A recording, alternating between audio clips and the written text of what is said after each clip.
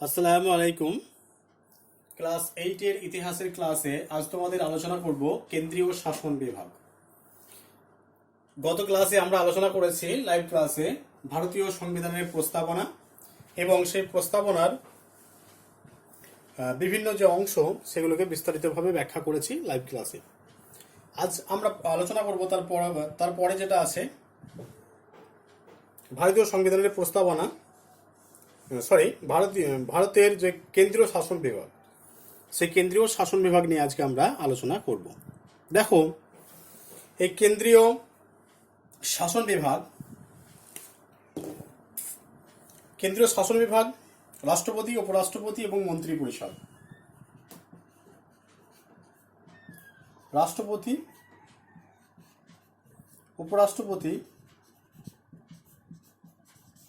আর মন্ত্রী পরিষদ নিয়ে গঠিত।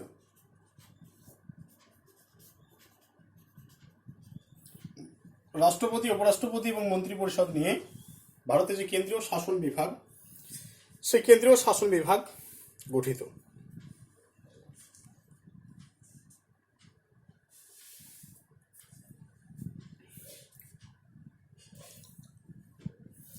আইন এবং তত্ত্বগতভাবে যদি বিচার করা হয় তাহলে ভারতবর্ষে যিনি রাষ্ট্রপতি তিনি হচ্ছেন কেন্দ্রের শাসন বিভাগের প্রধান। কেন্দ্রের শাসন বিভাগের প্রধান রাষ্ট্রপতি, কিন্তু রাষ্ট্রপতি সর্বোচ্চ সম্মানের অধিকারী, সর্বোচ্চ পদের অধিকারী, কিন্তু রাষ্ট্রপতির হাতে কোনো ক্ষমতা থাকে না। অর্থাৎ ভারতীয় সংবিধানে রাষ্ট্রপতি হলেন নিয়মতান্ত্রিক বা নামসর্বস্ব শাসক। ভারতীয় সংবিধানের রাষ্ট্রপতি যে পদ, সেই পদটি হচ্ছে নিয়মতান্ত্রিক বা নামসর্বস্ব শাসক। রাষ্ট্রপতি কিন্তু নিজে একা সিদ্ধান্তে কোনো কিছু কাজ করতে পারেন না, তিনি মন্ত্রিসভার কাছে কিন্তু দায়বদ্ধ। এবং ভারতের যিনি প্রধানমন্ত্রী তিনি হলেন সর্বোচ্চ ক্ষমতার অধিকারী। ঠিক আছে, তাহলে পদের দিক থেকে যদি আমরা বিচার করি, সর্বোচ্চ পদ, সেই পদের দিক থেকে যদি আমরা বিচার করি তাহলে অবশ্যই হবে রাষ্ট্রপতি। কিন্তু রাষ্ট্রপতির পদ সর্বোচ্চ পদ হলেও, ভারতীয় সংবিধানের সর্বোচ্চ পদ রাষ্ট্রপতি হলেও, রাষ্ট্রপতি কিন্তু নাম সর্বস্ব শাসক। ঠিক আছে, রাষ্ট্রপতির নিজস্ব কোনো ক্ষমতা নেই।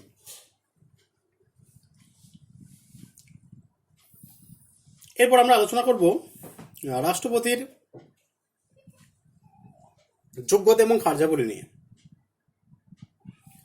ঠিক আছে, রাষ্ট্রপতির যোগ্যতা এবং কার্যাবলী নিয়ে আমরা আলোচনা করব।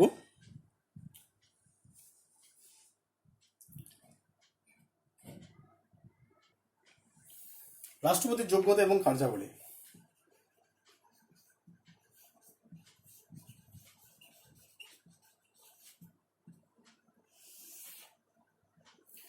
রাষ্ট্রপতির যোগ্যতা এবং কার্যাবলী, দেখো, রাষ্ট্রপতির হতে গেলে, একজন প্রার্থীকে রাষ্ট্রপতি হতে গেলে বেশ কিছু যোগ্যতা তাকে মেনে চলতে হয়, বা তার বেশ কিছু যোগ্যতা লাগে। তার মধ্যে প্রথম এবং প্রধান যে যোগ্যতা সেটা হচ্ছে তাকে অবশ্যই ভারতের নাগরিক হতে হবে। একজন বিদেশি কিন্তু ভারতের রাষ্ট্রপতি হতে পারবেন না। তাহলে রাষ্ট্রপতি হতে গেলে কি হবে? রাষ্ট্রপতি হতে গেলে অবশ্যই তাকে একজন ভারতীয় নাগরিক হতে হবে। তার ন্যূনতম বয়স 35 বছর, 35 ইয়ার্স। ন্যূনতম বয়স হতে হবে 35 বছর। এবং তাকে অবশ্যই লোকসভার সদস্য হওয়ার যোগ্যতা থাকতে হবে। তিনি কোনো রকমের সরকারি উচ্চপদস্থ আধিকারিক হতে পারবেন না। একজন রাষ্ট্রপতি যিনি হবেন তিনি কিন্তু উচ্চপদস্থ সরকারি আধিকারিক হতে পারবেন না। তিনি পার্লামেন্ট বা কোনো রাজ্য আইনসভার তিনি সদস্য হতে পারবেন না। তাহলে এই সমস্ত যদি বৈশিষ্ট্য থাকে কোনো ব্যক্তির মধ্যে, এই সমস্ত যদি গুণগুলো থাকে, তাহলে তিনি রাষ্ট্রপতি হতে পারবেন। তাহলে কি কি আরেকবার বলি। একজন রাষ্ট্রপতি হতে গেলে তাকে অবশ্যই ভারতীয় নাগরিক হতে হবে, তার বয়স হতে হবে 35 বছর, লোকসভার সদস্য তাকে অবশ্যই হতে হবে, আর কোনো সরকারি লাভজনক পদে তিনি নিযুক্ত থাকতে পারবেন না। ঠিক আছে, কোনো সরকারি আধিকারিক, অর্থাৎ ভালো পোস্টে যিনি সরকারি আধিকারিক ভালো পোস্টে আছেন, তিনি কিন্তু রাষ্ট্রপতি পদে তিনি নির্বাচিত হতে পারবেন না। এরপর আছে নির্বাচন এবং কার্যকাল। নির্বাচন ও কার্যকাল।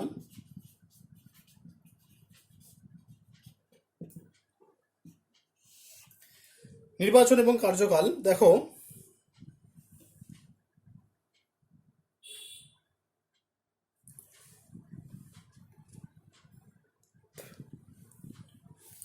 নির্বাচন কমিশন রাষ্ট্রপতি নির্বাচনের আয়োজন করেন।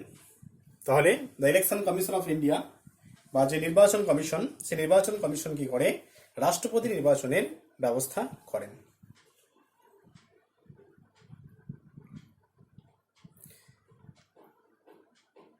রাষ্ট্রপতির, তাহলে ভারতবর্ষে যারা সাধারণ জনগণ তারা কিন্তু রাষ্ট্রপতিকে নির্বাচিত করতে পারেন না। তাহলে ভারতের যারা জনগণ, সাধারণ জনগণ, তারা সরাসরি ভোট দিয়ে রাষ্ট্রপতি গঠন করবে এরকম ব্যবস্থা কিন্তু নেই।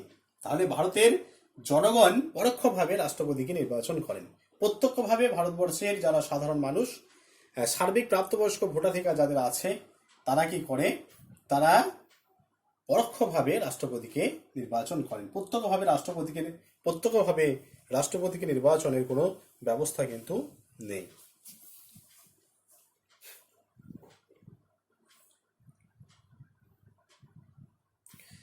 রাষ্ট্রপতিকে, তাহলে রাষ্ট্রপতি যিনি হলেন তাকে কে শপথ বাক্য পাঠ করায়? সুপ্রিম কোর্টের যিনি প্রধান বিচারপতি। তাহলে আমরা জানি যে সুপ্রিম কোর্ট হচ্ছে ভারতের সর্বোচ্চ ন্যায়ালয় বা সর্বোচ্চ বিচারালয়। তাহলে সেই সর্বোচ্চ বিচারালয়ে যিনি প্রধান বিচারপতি, তিনি রাষ্ট্রপতিকে কি করেন? শপথ বাক্য পাঠ করান।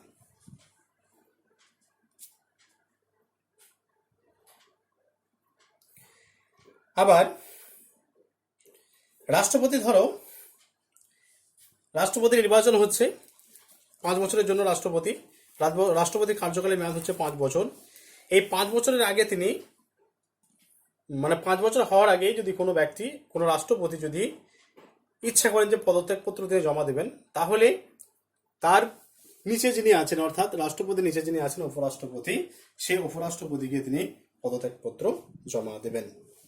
ঠিক আছে, তাহলে 5 বছরের মেয়াদ, একজন রাষ্ট্রপতির মেয়াদ হচ্ছে 5 বছর। 5 বছরের আগে যদি কোনো রাষ্ট্রপতি চান যদি পদত্যাগ করবেন, তাহলে তিনি কি করবেন? উপরাষ্ট্রপতিকে তার পদত্যাগপত্র জমা দেবেন। এই একটা মাত্র পদ আছে যে পদে একজন উচ্চ পদাধিকারী ব্যক্তি নিম্ন পদাধিকারী ব্যক্তির কাছে তার পদত্যাগপত্র জমা দেন। ঠিক আছে, রাষ্ট্রপতি উপরাষ্ট্রপতি থেকে বড়, কিন্তু যখন তিনি তার পদটা ছেড়ে দেবেন, অর্থাৎ তিনি পদত্যাগ করবেন, তার থেকে নিচু পদে যিনি আছেন অর্থাৎ উপরাষ্ট্রপতি, সেই উপরাষ্ট্রপতির কাছে তিনি কিন্তু তার পদত্যাগপত্রটা জমা দেবেন। তাহলে কিছু কিছু সময় আমরা দেখি যে রাষ্ট্রপতির পদটা শূন্য থাকে। ধরো একজন রাষ্ট্রপতির মেয়াদ হচ্ছে 5 বছর, একটু আগে বলেছি। তাহলে একজন রাষ্ট্রপতির মেয়াদ 5 বছর। এই 5 বছরের মধ্যে যদি রাষ্ট্রপতি মারা যায়, অথবা পদত্যাগপত্র করে, অথবা ইমপিচমেন্ট হয়, তাহলে রাষ্ট্রপতির পদটি কিন্তু শূন্য থাকে। তাহলে বেশিরভাগই কি হচ্ছে? এক হচ্ছে পদত্যাগপত্র, আর 2 হচ্ছে মৃত্যু। এই দুটো কারণের জন্য রাষ্ট্রপতির পদটা কিন্তু শূন্য থেকে যায়। রাষ্ট্রপতির বেতন কত? রাষ্ট্রপতির বেতন 1.5 লক্ষ।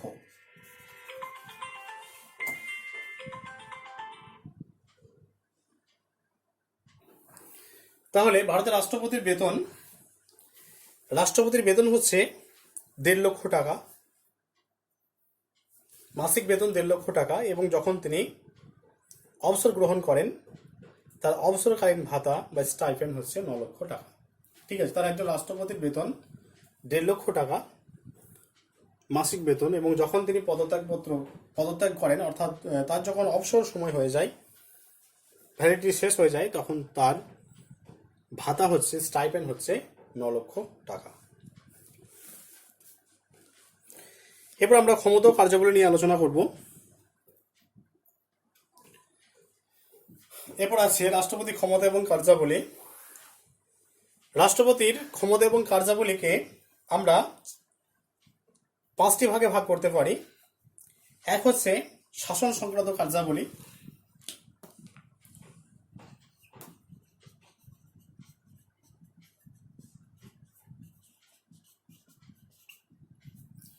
শাসন সংক্রান্ত কার্যাবলী,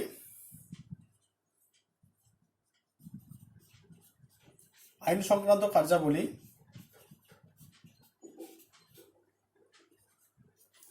3 নম্বর হচ্ছে বিচার সংক্রান্ত কার্যাবলী,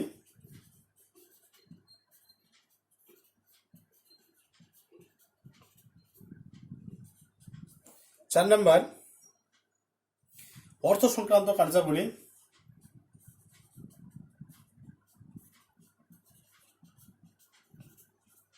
আর 5 নম্বর হচ্ছে জরুরি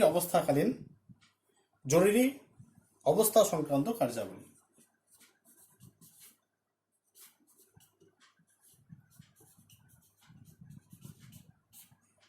জরুরি অবস্থা সংক্রান্ত কার্যাবলী।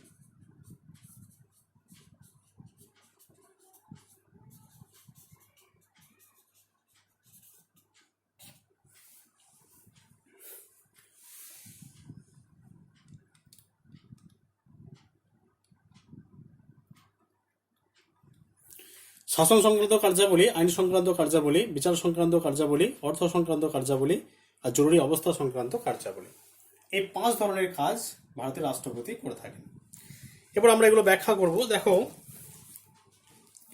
শাসন সংক্রান্ত কার্যাবলী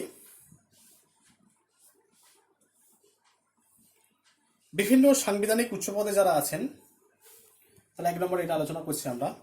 তাহলে শাসন সংক্রান্ত কার্যাবলীর ক্ষেত্রে আমরা দেখব বা আমরা যেটা আলোচনা করব সেটা হচ্ছে যে বিভিন্ন সাংবিধানিক উচ্চপদে যারা থাকেন, যেমন প্রধানমন্ত্রী, কেন্দ্রীয় মন্ত্রিসভার সদস্য, রাজ্যপাল, হাইকোর্ট এবং সুপ্রিম কোর্টে যারা বিচারপতি, অ্যাটর্নি জেনারেল, নির্বাচন কমিশনার, ঠিক আছে, এই সমস্ত যারা যোগ্য ব্যক্তি, সেই সমস্ত যোগ্য ব্যক্তিদের নিয়োগ করেন কে? সেই সমস্ত যোগ্য ব্যক্তিদের নিয়োগ করেন এই রাষ্ট্রপতি, ঠিক আছে। 2 নম্বর হচ্ছে রাজ্যসভার 12 জন মনোনীত সদস্যকে মনোনয়নপত্র প্রদান করেন রাষ্ট্রপতি। আর যুদ্ধ এবং যুদ্ধ বিরোধী সংক্রান্ত যে ঘোষণা, সেই ঘোষণা জারি করেন রাষ্ট্রপতি। তাহলে দেখো আরেকবার বলি, তাহলে শাসন সংক্রান্ত কার্যাবলীর মধ্যে যেগুলো আছে, তাহলে ভারতের বিভিন্ন সাংবিধানিক উচ্চপদে যারা আছেন, প্রধানমন্ত্রী, কেন্দ্রীয় মন্ত্রিসভার সদস্য, রাজ্যপাল, হাইকোর্ট এবং সুপ্রিম কোর্টের বিচারপতি, অ্যাটর্নি জেনারেল, নির্বাচন কমিশনার, ইউপিএসসির সদস্য এবং চেয়ারম্যান, এই সমস্ত যোগ্য ব্যক্তি যারা, সেই যোগ্য ব্যক্তিদেরকে নিয়োগ করেন ভারতের রাষ্ট্রপতি। 2 নম্বর হচ্ছে যে রাজ্যসভার যারা 12 জন মনোনীত সদস্য, সেই মনোনীত সদস্যকে মনোনয়নপত্র দেন বা মনোনয়নপত্র প্রদান করেন রাষ্ট্রপতি। আর যুদ্ধ এবং যুদ্ধ বিরোধী সংক্রান্ত যে ঘোষণা, যুদ্ধ এবং যুদ্ধ বিরোধী সংক্রান্ত যে ঘোষণা, সেই ঘোষণা জারি করেন রাষ্ট্রপতি। তাহলে 1 নম্বর হলো। 2 নম্বর হচ্ছে আইন সংক্রান্ত কার্যাবলী। দেখো, আইন সংক্রান্ত কার্যাবলী সংসদের যে অধিবেশন এবং যুগ্ম অধিবেশন, সেই অধিবেশন যিনি আহ্বান করেন, সেই অধিবেশনগুলো যিনি পরিচালনা করেন, তিনি হলেন ভারতের রাষ্ট্রপতি। অর্থাৎ সংসদের অধিবেশন এবং যুগ্ম অধিবেশন আহ্বান করেন ভারতের রাষ্ট্রপতি। আবার একটা ধরো অধিবেশন চলছে, সেই অধিবেশনটা শেষ হবে, সেটা ঘোষণা করবেন কে? সেটাও কিন্তু ঘোষণা করবেন রাষ্ট্রপতি।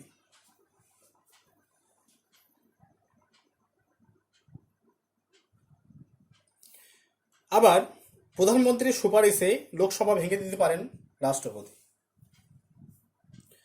প্রধানমন্ত্রীর সুপারিশ ক্রমে লোকসভা ভেঙে দিতে পারেন রাষ্ট্রপতি। এবং রাজ্যসভার যে বিল, সেই বিলে কিন্তু সেই বিলে সম্মতি প্রদান করে রাষ্ট্রপতি। আর সংবিধান সংশোধনী, ধরো সংবিধানের কোনো একটা বিষয়কে সংশোধন করতে হবে এবং সেটা সংবিধান সংশোধন বিলে সম্মতি জানাতে হবে এবং সেই বিলটাকে পাশ করতে হবে, সেক্ষেত্রেও কিন্তু রাষ্ট্রপতি গুরুত্বপূর্ণ ভূমিকা পালন করেন। আবার জরুরিকালীন কোনো ঘোষণা, আইন সংক্রান্ত কোনো জরুরিকালীন ঘোষণা যদি থাকে, সেটাও কিন্তু ঘোষণা করেন রাষ্ট্রপতি। 3 নম্বর হচ্ছে বিচার সংক্রান্ত কাজ। দেখো, ভারতের সর্বোচ্চ বিচারালয় সুপ্রিম কোর্টে যদি কোনো ব্যক্তির ফাঁসির রায় হয়, তাহলে সেই ব্যক্তি বা সেই ব্যক্তির পরিবার যদি রাষ্ট্রপতির কাছে সুপারিশ করে বা রাষ্ট্রপতি সেটাকে যদি মঞ্জুর করে, তাহলে কিন্তু সেই ব্যক্তির মৃত্যুদণ্ড রদ হয়ে যেতে পারে। তাহলে ভারতের সর্বোচ্চ বিচারালয় সুপ্রিম কোর্ট যদি কোনো ব্যক্তির মৃত্যুদণ্ডে রায় দেয়, তাহলে কি করা যাবে না, রাষ্ট্রপতির কাছে আবেদন করা যাবে এবং রাষ্ট্রপতি ইচ্ছা করলে সেই ব্যক্তির মৃত্যুদণ্ড রদ করে দিতে পারেন। আবার তার যে সাজা, সেই সাজাটা কিছুটা হলেও মকুব করতে পারেন।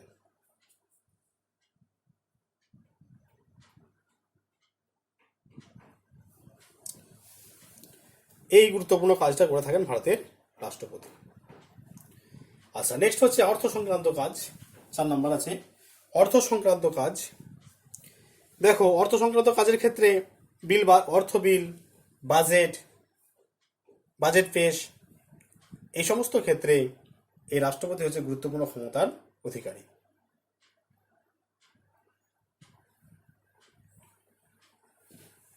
আর শেষে যেটা আছে সেটা হচ্ছে জরুরি অবস্থা সংক্রান্ত কার্যাবলী।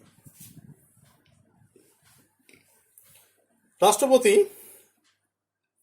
জরুরি বা আপৎকালীন অবস্থার ঘোষণা তিনি করতে পারেন। ভারতের যে সংবিধানের ধারা 352 নম্বর ধারা, সেই 352 নম্বর ধারা অনুযায়ী তিনি ঘোষণাটা করতে পারেন। আবার রাজ্যে শাসনতান্ত্রিক অচলাবস্থা যদি সৃষ্টি হয়, তাহলে তিনি রাজ্যে কোনো একটা রাজ্যের ধরো বিশৃঙ্খলা দেখা দিল, তখন কিন্তু সে রাজ্যে রাষ্ট্রপতির শাসন জারি হয় 356 নম্বর ধারা অনুসারে। ঠিক আছে, তখন কিন্তু সেটা রাজ্যের হাতে থাকে না, সেটা কিন্তু সরাসরি কেন্দ্রের হাতে চলে যায়। 356 নম্বর ধারা অনুযায়ী কোনো রাজ্যে যদি বিশৃঙ্খলা দেখা দেয়, তাহলে সেই রাজ্যের শাসনভার কিন্তু সরাসরি রাষ্ট্রপতি গ্রহণ করেন। আবার অনেক সময় যখন দেশের আর্থিক সংকট দেখা দেয়, তখন সেই আর্থিক সংকটাপন্ন অবস্থা, ধরো ভারতবর্ষে কোনো এক সময় আর্থিক সংকট দেখা দিল, সেই আর্থিক সংকট অর্থাৎ কেন্দ্রীয় আর্থিক সংকট, সেই সংকট যদি দেখা দেয়, তাহলে সেটা মানুষের কাছে ঘোষণা করবেন কে? সেটা কিন্তু মানুষের কাছে ঘোষণা করবেন অবশ্যই রাষ্ট্রপতি। তাহলে রাষ্ট্রপতি মানুষের কাছে বা সাধারণ জনগণের কাছে যে ঘোষণা, সেই ঘোষণাটা করবেন কি ঘোষণা?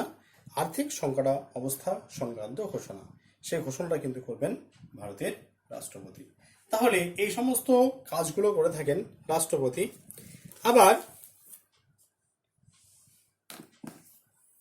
রাষ্ট্রপতি নাম সর্বস্ব শাসক হলেও এই সমস্ত কাজগুলো কিন্তু তিনি বা তার অধীনে থাকে এই সমস্ত কাজগুলো। ঠিক আছে, শাসন সংক্রান্ত কাজ, আইন সংক্রান্ত কাজ, বিচার সংক্রান্ত কাজ, অর্থ সংক্রান্ত কাজ, জরুরি অবস্থা সংক্রান্ত কাজ, এই সমস্ত কাজগুলো কিন্তু তিনি তদারক করে থাকেন। আবার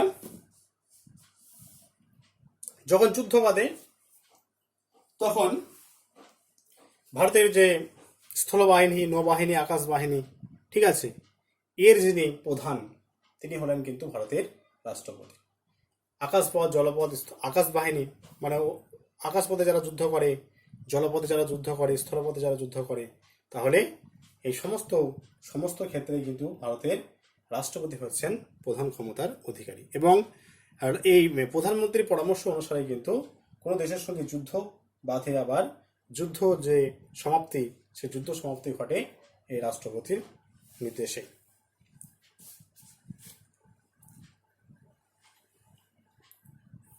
তাহলে আজকে তোমাদের এই কেন্দ্রীয় শাসন বিভাগের একটা পার্ট আমি আলোচনা করেছি, রাষ্ট্রপতি। নেক্সট ক্লাসে আমরা উপরাষ্ট্রপতি সম্পর্কে জানবো। ঠিক আছে, তাহলে রাষ্ট্রপতি আজকে আলোচনা করা হলো। নেক্সট ক্লাসে আমরা আলোচনা করব উপরাষ্ট্রপতি নিয়ে। এগুলো বুঝতে যদি কারো কিছু অসুবিধা হয়, এগুলো দেখো নতুন জিনিস, এগুলো আগে ছিল না। এগুলো অ্যাকচুয়ালি রাষ্ট্রবিজ্ঞানের এগুলো বিষয়। ঠিক আছে, এগুলো রাষ্ট্রবিজ্ঞানের বিষয়। সে রাষ্ট্রবিজ্ঞানের বিষয় কিন্তু তোমাদের ইতিহাসে জানার জন্য হয়তো শেষ চ্যাপ্টারটা একটু দিয়েছে। এই বিষয়গুলো যেহেতু জানা দরকার, ভারতের নাগরিক হিসেবে তোমরাও 18 বছর যখন বয়স হবে তখন ভোটাধিকার প্রয়োগ করবে, তার আগে থেকে এই বিষয়গুলো জানা দরকার। এই কারণে তোমাদের সিলেবাসে কিন্তু এই সমস্ত বিষয়গুলোকে অন্তর্ভুক্ত করা হয়েছে। তাই এগুলো নতুন জিনিস, যদি কিছু বুঝতে অসুবিধা হয় অবশ্যই আমাকে জানাবে। ঠিক আছে।